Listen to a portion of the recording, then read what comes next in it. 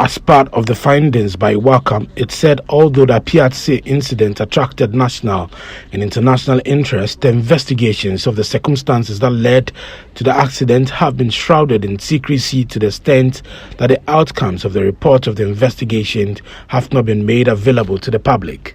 WACAM says as at the time of its data collection, there was no talk of compensation to the individuals who lost all their properties and in some cases their lives as a result of the explosion.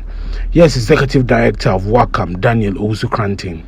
If there were lapses in enforcement of the regulation and the company is found liable, then the company has to pay compensation.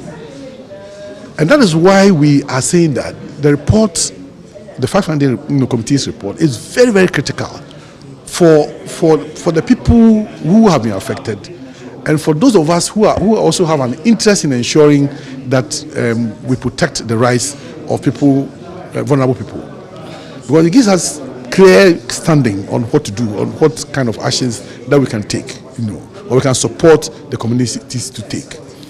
And that is why we are hammering on the fact that the government or the Minister for Lands and Natural Resources should try and make the report available.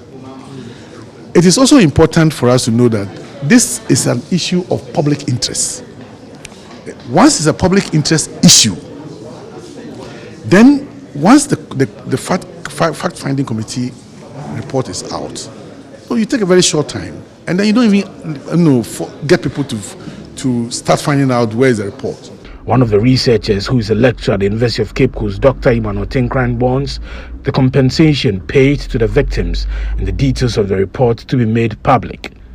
Yeah, I mean, government set up a committee to do an investigation, into what happened in Appiatse. The question is, the report has been presented to the minister. Why is the report not a public document now? Because this is an issue of public interest. So why is the report not public? Because this is the report, apart from establishing culpability, the report will also establish the processes that went on, what happened, what didn't happen. So there are lessons we as citizens can learn. They have not been compensated. And we don't know if any process has begun, to determine. Because of course people will have to be compensated for different reasons. We are not aware of whether anything like that has started. As at the time we collected the data, there was nothing of that nature. But people will need to be compensated. Associate Executive Director of WACAM, Hannah Owusu-Kranting, is also demanding action. Review it. And when I was making my submission, I said this was of great public interest. And so some of these documents should not be classified documents. They should be made public.